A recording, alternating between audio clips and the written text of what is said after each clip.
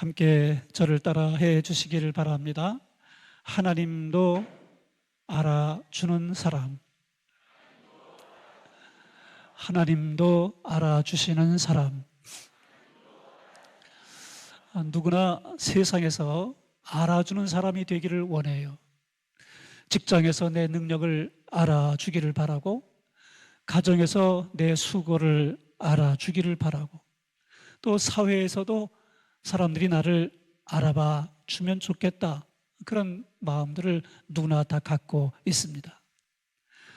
그런데 오늘 성경은 사람이 알아주는 것도 좋지만 하나님이 알아봐 주시는, 하나님이 알아주시는 사람이 있다, 이렇게 말씀하고 있는 걸 볼 수가 있습니다. 오늘 배경이 되는 고린도전서 8장 말씀은 당시 고린도 교회의 상황을 배경으로 한 말씀인데, 당시 고린도 교회는 우상에게 바쳐진 고기를 먹어도 되는가, 우상에게 바쳐졌던 고기인데 그걸 먹으면 안 되지 않는가, 그런 논란이 있었습니다. 그런 논란이 생기게 된 배경은 당시에 고린도에서 제사, 이방 신들에게 제사하는 제사에 썼던 고기가 너무 많아서 그걸 다 소비하지 못하니까 시장 정육점에 유통된 거예요. 그러니까 어떤 고기는 이방신에게 제물로 드려졌던 고기이고, 또 어떤 고기는 그렇지 않은 고기도 있는 그런 상황이 됐던 겁니다. 그런데 사람들이 생각할 때 그게 제물이었던 고기인지 제물로 드려지지 않았던 고기인지를 분별할 수가 없는 상황이 된 거예요. 그러니까 이게 교회 안에 문제가 된 겁니다. 어떤 사람은 우상에게 드렸던 제물, 그걸 어떻게 우리가 다시 사다 먹냐, 그거는 그렇게 하면 안 된다, 이렇게 말하는 사람이 있었고, 또 어떤 사람들은 우상은 그거 아무것도 아니다, 우상에게 아무것도 아닌 우상에게 드렸던 고기인데 다만 고기일 뿐이지 그걸 먹는다고 무슨 문제가 되겠는가, 이렇게 말하는 사람들이 서로 논란이 됐던 것입니다. 하나님은 이 상황 가운데 사도 바울을 통해서 우리에게 아주 중요한 교훈을 주시는데, 오늘 본문 말씀 통해서 세 가지 교훈을 함께 나누려고 해요. 첫 번째, 하나님은 누구를 알아봐 주시고 누구를 알아주시는가? 사랑으로 덕을 세우는 사람을 알아주십니다. 한번 따라해 보겠어요? 사랑으로 덕을 세우는 사람. 함께 성경 본문 고린도전서 8장 1절로 3절을 함께 같이 화면 보고 함께 다 같이 봉독해 봅니다. 우상의 제물에 대하여는 우리가 다 지식이 있는 줄을 아나 지식은 교만하게 하며 사랑은 덕을 세우나니, 만일 누구든지 무엇을 아는 줄로 생각하면 아직도 마땅히 알 것을 알지 못하는 것이요, 또 누구든지 하나님을 사랑하면 그 사람은 하나님도 알아주시느니라. 아멘. 사도 바울은 먼저 고린도 교회 성도들에게 자랑하던 지식의 한계를 지적해요. 본문 1절에 지식은 교만하게 하며 사랑은 덕을 세운다 라고 말씀하고 있습니다.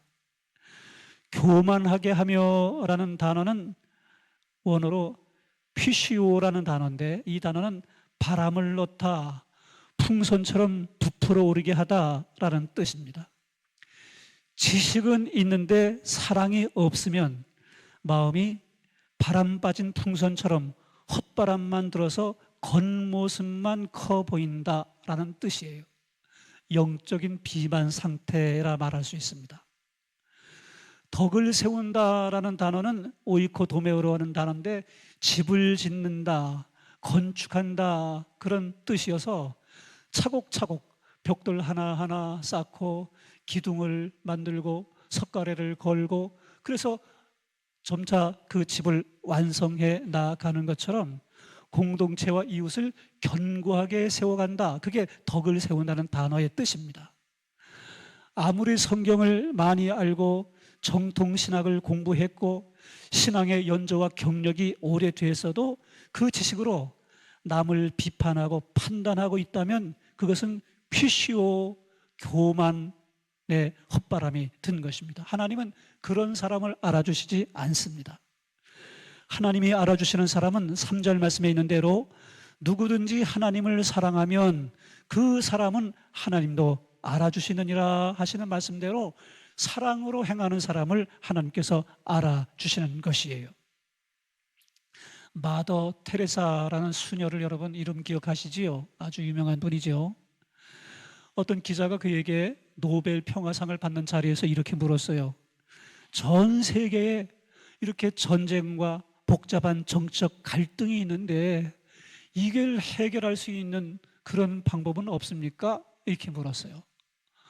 그 질문을 한 기자를 비롯해서 그 자리에 있는 모든 사람들이 마더 테레사가 워낙 훌륭한 분이니까 나름대로의 최고의 답을 낼 수 있으리라 이렇게 기대했습니다. 그런데 마더 테레사는 아주 간단하게 말했어요.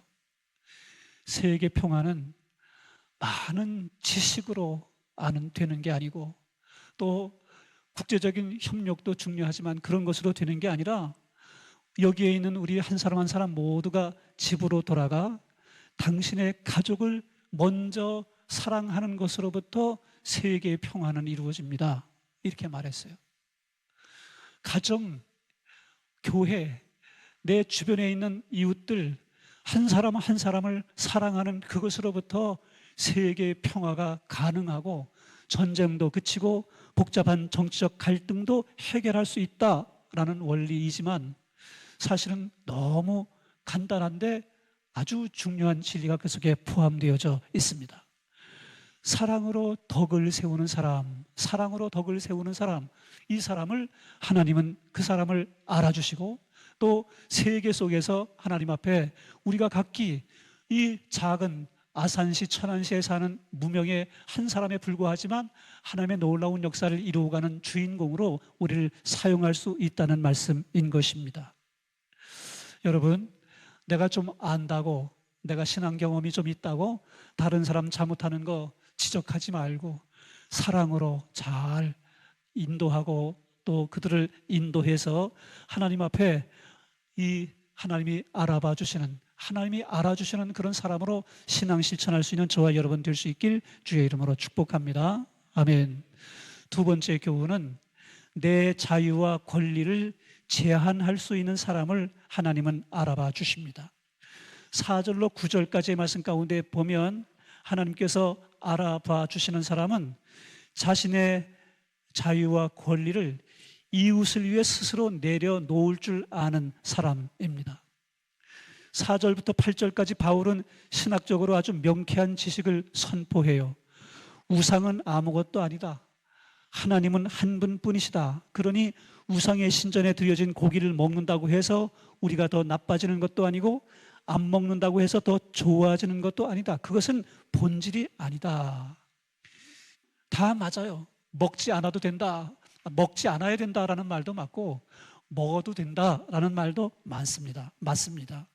왜냐하면 우상은 가짜이기 때문에 그렇습니다. 그 고기를 먹는 걸로 인해서 죄가 되거나 그러지 않아요.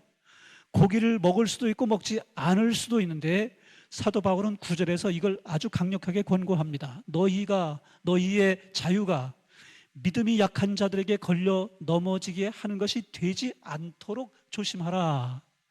여기서 자유에 해당하는 이 원어가 엑수시아라는 단어인데 권리, 특권, 합법적 권한이라는 뜻이에요.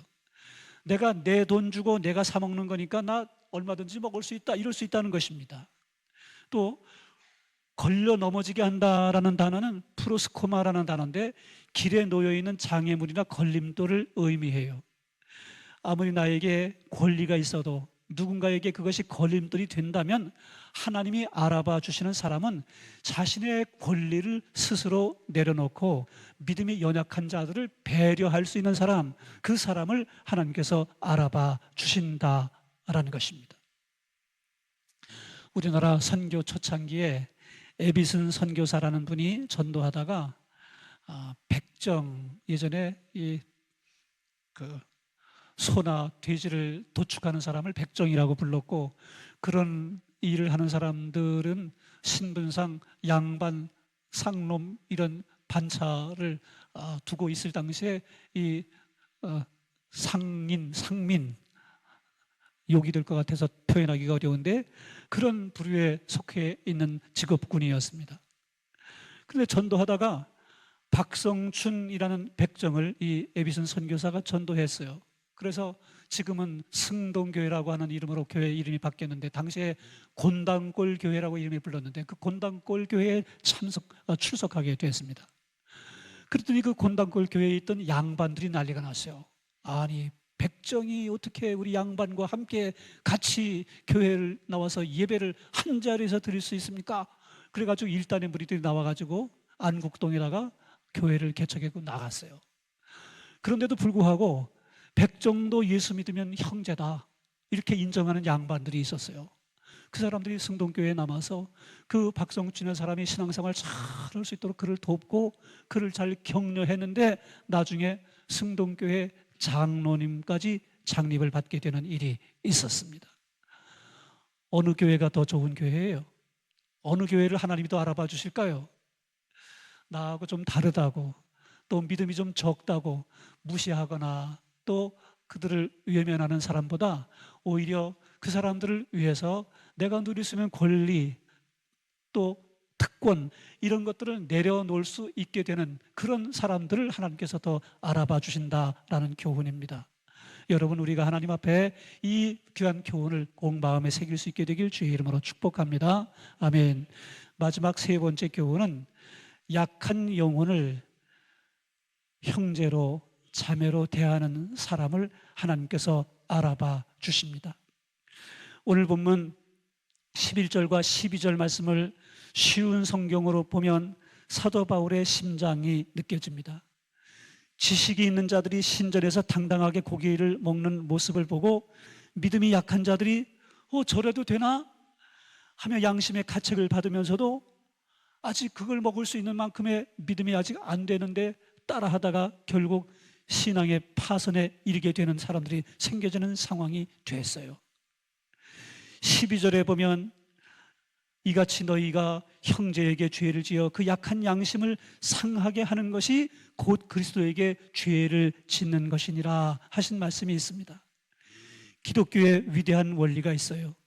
교회 안에 지극히 약하고 보잘것없는 한 형제에게 상처를 주는 것은 사람에게 상처를 주는 것이지만 그리스도에게 죄를 짓는 것입니다. 왜냐하면 예수님께서 그 약한 영혼을 구원하시기 위해 십자가에 친히